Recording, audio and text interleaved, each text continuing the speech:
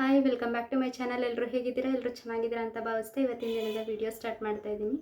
ಇವತ್ತು ತುಂಬ ದಿನ ಆಯಿತು ವಿಡಿಯೋನೇ ಅಪ್ಲೋಡ್ ಮಾಡಿಲ್ಲ, ಯಾಕಂದರೆ ಸ್ವಲ್ಪ ಹುಷಾರಿರಲಿಲ್ಲ. ಅದಕ್ಕೆ ಇವತ್ತು ಹಾಸ್ಪಿಟ್ಲಿಗೆ ಹೋಗೋಣ ಅಂತ ಹೋಗ್ತಾ ಇದ್ದೆ. ಹಾಗೆ ಒಂದು ವಿಡಿಯೋನ ಮಾಡಿಬಿಡೋಣ ಅಂತ ಮಾಡ್ತಾ ಇದ್ದೀನಿ. ಈ ವಿಡಿಯೋ ಇಷ್ಟ ಆಗಿದ್ರೆ ಪ್ಲೀಸ್ ಲೈಕ್ ಮಾಡೋದನ್ನು ಮರಿಬೇಡಿ. ಯಾರಾದರೂ ಚಾನಲ್ನ ಸಬ್ಸ್ಕ್ರೈಬ್ ಮಾಡದೆ ನೋಡ್ತಿದ್ರೆ ದಯವಿಟ್ಟು ಸಬ್ಸ್ಕ್ರೈಬ್ ಮಾಡಿಕೊಂಡು ಸಪೋರ್ಟ್ ಮಾಡಿ ಅಂತ ಕೇಳ್ಕೊಳ್ತೀನಿ. ಏನು ವಿಷಯದ ಬಗ್ಗೆ ಮಾತಾಡೋಕೆ ಬಂದಿದ್ದೀನಿ ಅಂದರೆ, ನಾವು ಅವಸರಪಟ್ಟು ಯಾವುದಾದ್ರೂ ಒಂದನ್ನು ಮಾಡಿದ್ರೆ ಅದರಿಂದ ನಾವು ಏನೆಲ್ಲ ಕಷ್ಟಗಳನ್ನ ಅನುಭವಿಸ್ಬೇಕಾಗತ್ತೆ ಅನ್ನೋದ್ರ ಬಗ್ಗೆ ನಾನು ಇವತ್ತು ಮಾತಾಡೋಕೆ ಬಂದಿದ್ದೀನಿ. ಏನಪ್ಪ ಅಂತಂದರೆ, ನಾವು ಈ ಮನೆ ಕಟ್ಟಿದ್ವಲ್ಲ, ಈ ಮನೆ ಕಟ್ಟಿದ ಮೇಲೆ ಸಾಕಷ್ಟು ತೊಂದರೆಗಳನ್ನ ನಾವು ಅನುಭವಿಸಿದ್ವಿ.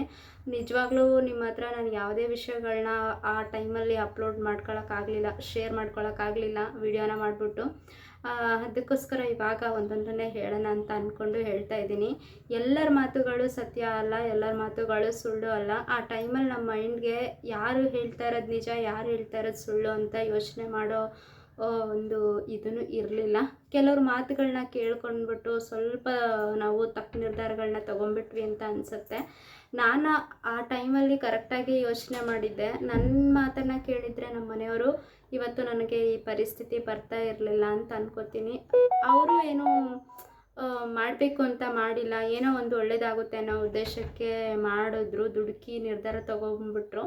ಏನೂ ಮಾಡೋಕ್ಕಾಗಲ್ಲ. ಬಟ್ ಸಿಚುವೇಶನ್ನು ಸ್ವಲ್ಪ ಕಡಿಮೆ ಆಗ್ತಾ ಇದೆ. ಇವತ್ತು ಹೀಗಿದ್ದಿನ ನಾಳೆ ಇರಲ್ಲ, ಅದಂತೂ ನಂಬ್ತೀನಿ.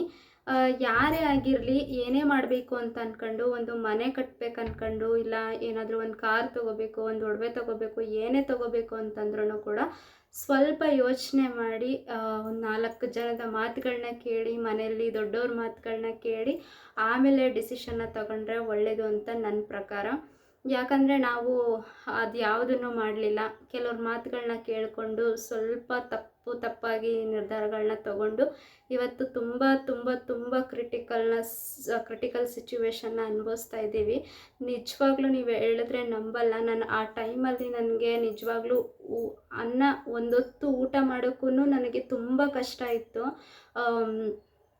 ಎಷ್ಟೋ ಸಲ ಮನೆ ಕಟ್ಟೋ ಟೈಮಲ್ಲಿ ಊಟ ಮಾಡ್ದೇ ನಮ್ಮ ಮನೆಯವ್ರಿಗಷ್ಟೇ ನಂಗೆ ಹಶ್ವಿಲ್ಲ ಅಂತೇಳ್ಬಿಟ್ಟು ನಮ್ಮ ಮನೆಯವ್ರಿಗಷ್ಟೇ ಅಡುಗೆ ಮಾಡಿ ಊಟ ಮಾಡಿಸಿ ಮಲಗಿಸಿದ ದಿನಗಳು ನನಗೆ ನೆನಪೈತೆ. ಅಷ್ಟು ಮನೆ ಕಟ್ಟೋ ಟೈಮಲ್ಲಿ ತುಂಬ ಅಂದರೆ ತುಂಬ ಕಷ್ಟಪಟ್ವಿ.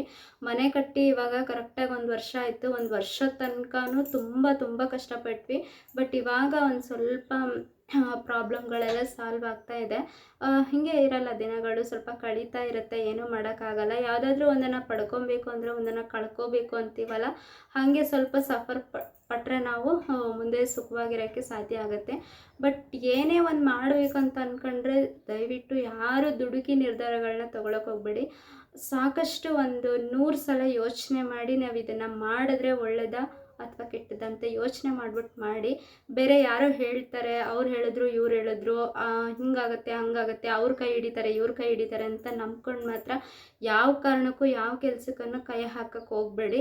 ಎಲ್ಲರೂ ಅವ್ರವ್ರಿಗೆ ಏನೇನು ಲಾಭ ಆಗುತ್ತೆ ಅದನ್ನು ಮಾತ್ರ ನೋಡ್ಕೊತಾರೆ. ಆ ಸಿಚುವೇಶನ್ಗೆ ಏನು ಬೇಕು, ಎಷ್ಟು ಬೇಕು, ಲಾಭ ಆಗುತ್ತಾ ನಷ್ಟ ಆಗುತ್ತಾ ಅನ್ನೋದನ್ನು ಮಾತ್ರ ನೋಡಿಕೊಂಡು ಮಾತಾಡ್ತಾ ಇರ್ತಾರೆ. ಬಟ್ ಅದನ್ನು ನಮ್ಮ ಮೈಂಡ್ಗೆ ಅರ್ಥ ಮಾಡ್ಕೊಳ್ಳೋಕ್ಕೆ ಆ ಟೈಮಲ್ಲಿ ಆಗಲಿಲ್ಲ. ಈ ಟೈಮಲ್ಲಿ ಆಯಿತು. ನೆಕ್ಸ್ಟ್ ಇನ್ನು ಮುಂದೆ ಏನೇ ಒಂದು ಕೆಲಸ ಕಾರ್ಯಗಳನ್ನ ಮಾಡಬೇಕಂತಂದ್ರೂ ಅದೊಂದು ಅನುಭವ, ಯೋಚನೆ ಮಾಡಿಬಿಟ್ಟು ಮಾಡ್ತೀವಿ ಅನ್ನೋ ಒಂದು ಅನುಭವ. ಈ ಅನುಭವ ಆಗದೆ ಇದ್ದಿದ್ರೆ ಈ ಲೈಫ್ ಹೇಗಿದೆ ಅಂತ ನಮಗೆ ಗೊತ್ತಾಗ್ತಾ ಇರಲಿಲ್ಲ. ಒಂದು ಲೈಫು ತುಂಬ ಈ ಮನೆ ಕಟ್ಟಿದ ಮೇಲೆ ತುಂಬ ಒಂದೊಳ್ಳೆ ಪಾಠಗಳನ್ನ ಕಲಿಸಿದೆ. ಯಾರು ನಮ್ಮವರು, ಯಾರು ನಮ್ಮವರಲ್ಲ, ಯಾರ ಜೊತೆ ಹೆಂಗಿರಬೇಕು, ಏನು ಮಾಡಬೇಕು, ಪ್ರತಿಯೊಂದನ್ನು ತಿಳ್ಕೊಂಡಿದ್ದೀನಿ, ಎಲ್ಲ ಮಾಡಿದ್ದೀನಿ. ಈ ಮನೆ ನನಗೆ ಸಾಕಷ್ಟು ಜೀವನದ ಪಾಠಗಳನ್ನ ಕಲಿಸಿದೆ. ನಾನು 100 ವರ್ಷ ಬದುಕಿದ್ರೆ ಎಷ್ಟು ಅನುಭವಗಳನ್ನ ಪಡ್ಕೊತಿದ್ನೋ ಅಷ್ಟು ಅನುಭವಗಳನ್ನ ಮನೆ ಕಟ್ಟಿ 1 ವರ್ಷಕ್ಕೆ ನಾನು ಪಡ್ಕೊಂಡಿದ್ದೀನಿ. ತುಂಬ ನೋವು, ತುಂಬ ಸಂಕಟ, ತುಂಬ ಅವಮಾನಗಳು ಎಲ್ಲನೂ ಅನುಭವಿಸಿದ್ದೀನಿ, ಎಲ್ಲನೂ ಮಾಡಿದ್ದೀನಿ. ನೋಡಿರ್ಬೋದು ನೀವು ಹಳೆ ವಿಡಿಯೋಸಲ್ಲೆಲ್ಲ ನಂದು ಒಡವೆಗಳು ಎಷ್ಟಿತ್ತು ಏನು ಎಲ್ಲನೂ ನಿಮ್ಮ ಜೊತೆ ವಿಡಿಯೋ ಮಾಡಿ ಶೇರ್ ಮಾಡ್ಕೊಂಡಿದ್ದೆ ನಾನು. ಅದರಲ್ಲಿರಿ ಯಾವ ಒಂದು ಒಡವೆನೂ ಇವತ್ತು ನನ್ನ ಜೊತೆ ಇಲ್ಲ. ಯಾವ ಒಡವೆನೂ ಇಲ್ಲದೆ ಇದ್ದರೆ ಪರವಾಗಿಲ್ಲ, ಕೊರಳಲ್ಲಿ ಇರೋ ತಾಳಿನೂ ಸಮೇತ ನಾನು ಇವತ್ತು ಹಡ ಇಟ್ಟು ಜೀವನ ಮಾಡೋ ಪರಿಸ್ಥಿತಿ ಬಂತು. ನೋಡಿ, ಬರೀ ಕರಿಮಣಿಲೇ ಇದ್ದೀನಿ, ಇದು ಸತ್ಯ.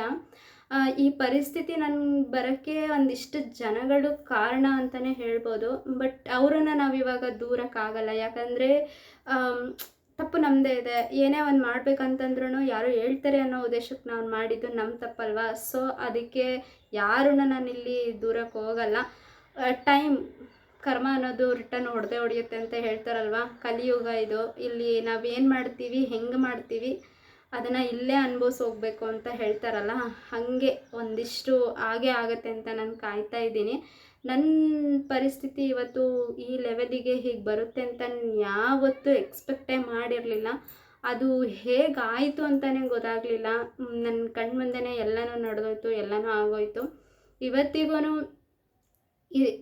ಈ ತಾಳಿನ ನಾನು ಅಡ ಇಟ್ಟು ಒಂದು ವರ್ಷನೇ ಆಗ್ತಾ ಬಂತು ಅಂತ ಅನ್ಕೋತೀನಿ. ಇವತ್ತಿಗೂ ನನಗೆ ಆ ತಾಳಿನ ಬಿಡಿಸ್ಕೊಳಕ್ಕಾಗ್ತಾಯಿಲ್ಲ. ಪ್ರತಿಯೊಂದು ಎಲ್ಲನೂ ಮಾಡ್ತೀನಿ, ಎಲ್ಲನೂ ಮೇಂಟೈನ್ ಮಾಡ್ತೀನಿ. ಅಲ್ಲಿ ಕೆಲವೊಂದಿಷ್ಟು ಸಾಲಗಳನ್ನ ಕಟ್ತೀನಿ, ಇಲ್ಲಿ ಮಾಡ್ತೀನಿ, ಅಲ್ಲಿ ಮಾಡ್ತೀನಿ, ಎಲ್ಲ ಮಾಡ್ತೀನಿ. ಆದರೆ ಆ ಒಡವೆನ ನನಗೆ ಬಿಡಿಸ್ಕೊಳಕ್ಕಾಗ್ತಾಯಿಲ್ಲ. ಏನೂ ಮಾಡೋಕ್ಕಾಗಲ್ಲ. ಪರಿಸ್ಥಿತಿಗಳು ಹೇಳಿ ಕೇಳಿ ಬರಲ್ಲ ಅಂತಾರಲ್ಲ. ಕೆಲವ್ರ ಬಗ್ಗೆ ನಾವು ತಿಳ್ಕೊಬೇಕು ಅಂತಂದರೆ ಜೀವನ ಹೇಗೆ ಕಲಿಸುತ್ತೋ ಹಾಗೆ ನಡ್ಕೊಂಡು ಹೋಗಬೇಕು. ಆವಾಗ ಮುಖವಾಡಗಳು ಬಯಲಾಗ್ತಾ ಹೋಗುತ್ತೆ. ಇಲ್ಲ ಅಂತಂದರೆ ಜನಗಳು ಹೇಗಿರ್ತಾರೆ ಏನು ಅಂತ ಗೊತ್ತಾಗಲ್ಲಲ್ವ. ಸೊ ಹಾಗೇನೆ ಇಲ್ಲಿ ತಪ್ಪು ನಮ್ಮದೇ ಆಗಿರೋದ್ರಿಂದ ಯಾರನ್ನೂ ಬ್ಲೇಮ್ ಮಾಡೋಕ್ಕೆ ಹೋಗಲ್ಲ. ಇರಲಿ, ಪರವಾಗಿಲ್ಲ. ಈ ಮನೆ ಕಟ್ಟಿದ ಮೇಲೆ ನನಗೆ ನಮ್ಮವ್ರು ಯಾರು, ಹೊರಗಿನವ್ರು ಯಾರು, ಯಾರ ಜೊತೆ ಹೆಂಗಿರಬೇಕು, ಏನು ಮಾಡಬೇಕು ಪ್ರತಿಯೊಂದನ್ನು ತಿಳ್ಕೊಂಡಿದ್ದೀನಿ. ಇವತ್ತು ಆ ದೇವರ ಆಶೀರ್ವಾದನೆ ಅಂತ ಅನ್ಕೊಬೋದು. ನನ್ನ ಪೂಜೆ ಮಾಡೋ ಆ ದೇವರು ಇವತ್ತು ನನಗೆ ಕೈ ಬಿಟ್ಟಿಲ್ಲ. ಹೇಗೆ ನಡ್ಸ್ಕೊಂಡು ಹೋಗ್ತಾ ಇದ್ದೀವಿ ಮನೇನ ಅಂತಲೇ ಗೊತ್ತಿಲ್ಲ. ನಾವಿಬ್ಬರೇ ಇರೋದಕ್ಕೆ ಸರಿ ಹೋಯಿತು. ನಮ್ಮ ಜೊತೆ ಒಂದು ಮಗು ಇದ್ದಿದ್ರೂ ಈ ಥರ ನಮಗೆ ಜೀವನ ಮಾಡೋಕ್ಕಾಗ್ತಾ ಇರಲಿಲ್ಲ. ಅಂಥ ಕ್ರಿಟಿಕಲ್ ಸಿಚುವೇಶನ್ನು ನಾನು ದಾಟ್ಕೊಂಡು ಬಂದಿದ್ದು. ಇವತ್ತೂ ಅದೇ ಕಷ್ಟನೇ ಅನುಭವಿಸ್ತಾ ಇದ್ದೀನಿ. ಒಂದಲ್ಲ ಒಂದಿನ ಸರಿ ಹೋಗುತ್ತೆ ಅಂತ ಅಂದ್ಕೊಳ್ತೀನಿ. ಸೊ ನಿಮ್ಮ ಸಪೋರ್ಟ್ ನನಗೆ ಹೀಗೆ ಇರಲಿ. ತುಂಬ ಜನ ತುಂಬ ಸಪೋರ್ಟ್ ಮಾಡ್ತೀರಾ.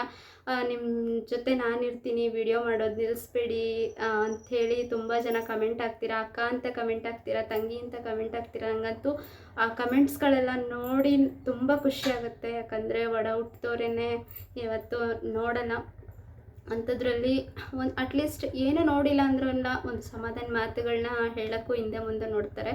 ಅಂಥದ್ರಲ್ಲಿ ನೀವು ಎಲ್ಲೋ ಇದ್ದು ನನ್ನ ವೀಡಿಯೋಸ್ಗಳನ್ನ ನೋಡಿಕೊಂಡು ನನ್ನ ಬಗ್ಗೆ ತಿಳ್ಕೊಂಡು ನನ್ನ ಪರಿಸ್ಥಿತಿನ ಅರ್ಥ ಮಾಡಿಕೊಂಡು ಸಮಾಧಾನ ಮಾಡ್ತಿರಲ್ಲ, ಅದಕ್ಕಿಂತ ಖುಷಿ ನನಗೆ ಇನ್ನೊಂದಿಲ್ಲ.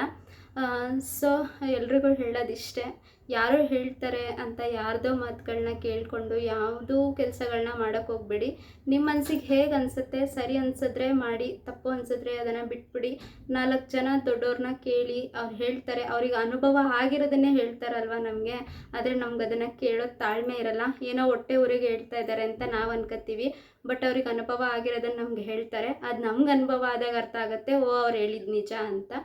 ಸೊ ಮನೆ ಕಟ್ಟಿದ ಮೇಲೆ ನನಗೆ ತುಂಬ ಅಂದರೆ ತುಂಬ ತೊಂದರೆ ಆಯಿತು. ನನ್ನ ಪ್ರತಿಯೊಂದೂ ಎಲ್ಲನೂ ಅಡ ಇಡೋ ಪರಿಸ್ಥಿತಿಗೆ ಬಂತು. ಕೊನೆಗೆ ನನ್ನ ತಾಳಿ ಕೂಡ ಅಡ ಇಟ್ಟು ನನ್ನ ಜೀವನ ಮಾಡೋ ಪರಿಸ್ಥಿತಿ ಬಂತು. ಸೊ ಅದಕ್ಕೋಸ್ಕರ ಎಲ್ರಿಗೂ ಹೇಳ್ತಾ ಇದ್ದೀನಿ, ದುಡುಕಿ ಯಾವುದೇ ನಿರ್ಧಾರಗಳನ್ನ ತಗೋಬೇಡಿ. ಆದಷ್ಟು ವಿಡಿಯೋಗಳನ್ನ ಹಾಕೋಕ್ಕೆ ಟ್ರೈ ಮಾಡ್ತೀನಿ. ಪ್ಲೀಸ್ ನನ್ನ ವಿಡಿಯೋಸ್ನ ನೋಡಿ ಸಪೋರ್ಟ್ ಮಾಡಿ. ನೆಕ್ಸ್ಟು ಹೇಗಾಯಿತು, ಏನಾಯಿತು, ಒಡವೆಗಳೆಲ್ಲ ಎಷ್ಟು ಕಿಟ್ಟಿದ್ದೀವಿ, ಅದನ್ನು ನಮ್ಮ ಕೈಲಿ ಬಿಡಿಸ್ಕೊಳಕ್ಕಾಗುತ್ತಾ, ಏನು ಹರಾಜಾಗುತ್ತಾ, ಏನಾಗುತ್ತೆ ಅಂತ ಮುಂದಿನ ವಿಡಿಯೋದಲ್ಲಿ ಹೇಳ್ತೀನಿ. ಇವಾಗ ಸದ್ಯಕ್ಕೆ ನನಗೆ ಹುಷಾರಿಲ್ಲ. ಇವಾಗ ಹಾಸ್ಪಿಟ್ಲಿಗೆ ಹೋಗ್ತಾ ಇದ್ದೀನಿ ನನ್ನ ತಮ್ಮನ ಕರ್ಕೊಂಡು. ಸೊ ಇಲ್ಲಿಗೆ ವಿಡಿಯೋನ ಮುಗಿಸ್ತಾ ಇದ್ದೀನಿ. ವಿಡಿಯೋ ಇಷ್ಟ ಆದರೆ ಲೈಕ್ ಮಾಡಿ, ಶೇರ್ ಮಾಡಿ, ಕಮೆಂಟ್ ಮಾಡಿ, ಚಾನಲ್ನ ಸಬ್ಸ್ಕ್ರೈಬ್ ಮಾಡಿಕೊಂಡು ಸಪೋರ್ಟ್ ಮಾಡಿ.